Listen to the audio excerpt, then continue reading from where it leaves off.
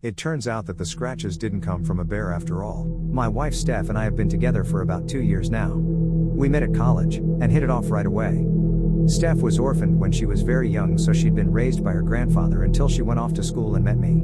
I didn't know much about her grandfather other than that he was extremely protective of her, almost verging on paranoid. Still, he passed away before I got the chance to meet him, so I never really gave him much thought other than to comfort Steph. That was, until we found out that he owned something like 900 acres of forest. Steph was his only living descendant, so she was given the deed, and a key ring pertaining to a house that she'd never seen before. What a 23-year-old girl was going to do with all that, I don't know. All I know was that when she told me about her new land, I knew we had to go check it out. As we drove up, I asked her if she'd been to this house in the forest before. She said, "Listen, I didn't even know this land existed.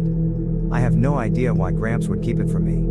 It was pretty clear that she was still taking this death pretty hard. No wonder really, he'd basically raised her after all.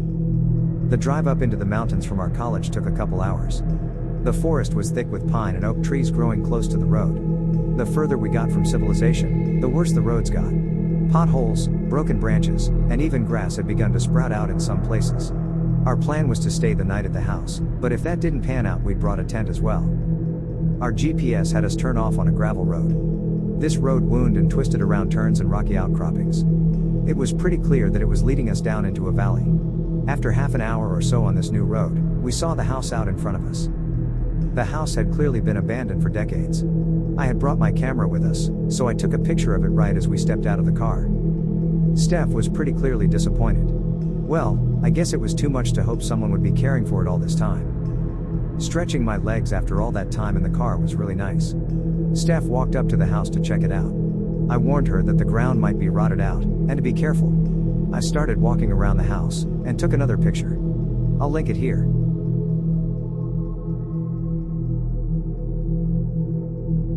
I came back to the house and walked in the front door. The inside was a mess, all rotten wood and dirt. I was honestly surprised it was still standing at all. I stuck my head back outside, and my eye caught on something.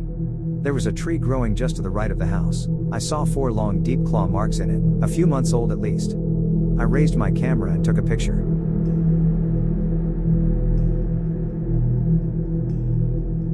That was when I heard Steph shriek. I ran back around to the front of the house and saw her standing in front of something rotten. When I took a closer look, I saw it was a deer carcass. I told Steph that we were most definitely in bear country, then took a picture of the deer. Only thing was, it looked like the deer had been cut open with a bunch of razor blades. Bears don't normally do that. I'll link the picture here. Warning, this is a picture of a rotting deer body. The sun soon set after that. We took out our tent inside the house and found a nice flat spot to set it up. I busted out my gas grill and made us a couple of hamburgers. We were sitting in our camp chairs inside the house, and feeling pretty good by the time it got completely dark. Steph was looking at me pretty amazed. I asked her why she was so surprised. "It's just, I've never been camping before. It's different than I imagined." She looked down at her phone. "Less cell service at least."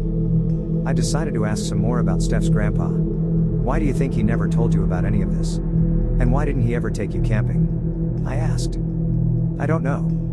I went on for a while about how cool I thought the property was, plans for future parties with friends, bonfires, all that. Clouds had rolled in, so all the light was just from our little lantern I'd brought. Pretty soon we headed inside the tent, zipped up the door, and were ready for bed. Steph had already fallen asleep when it happened. All the sounds from outside, all the crickets and birds and owls, all stopped. In an instant. Laying in my sleeping bag inside the tent, the silence was deafening. That was when I heard it. A distinct clicking noise echoed out from the forest. I lay in silence, trying to guess what kind of animal might have made that sound. It was so loud that Steph actually woke up next to me and asked what it was. I told her I didn't know. Then I heard the clicking noise again, extremely close. So close it seemed like it might be right next to the house. I slipped out of my sleeping bag, still inside the tent, and grabbed my camera. I walked up to the tent door, and zipped it down as quietly as I could. Then I stuck the camera out into the darkness, and took a picture.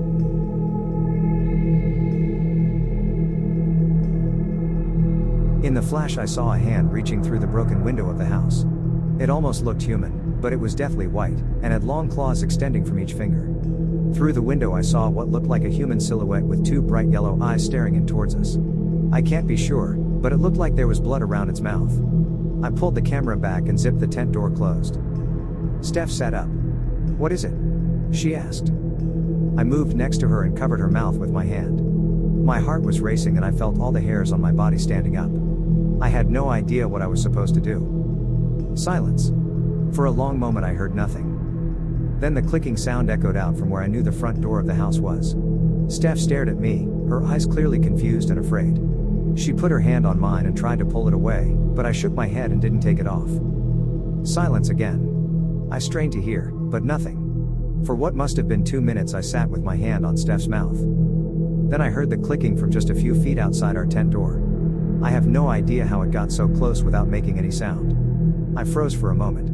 Then, as quietly as I could, I reached into my pants laying on the ground and pulled out my car keys. I hit the unlock button twice. My car's horn beeped loudly from where we'd parked in front of the house. Silence again. Finally, after what seemed like an eternity, I heard the clicking from out where my car was parked in front of the house. The clicking echoed out a few more times, but each one was further and further away. After half an hour or so, the crickets started back up and the forest sounded alive again. Steph stared at me. "What did you see?" I told her to get dressed, and to be ready to run. We got dressed in the tent, and I opened the door. We ran to where my car was, jumped in it, and sped away. I didn't stop until we reached home. The next morning I went out to my car and saw this on the hood.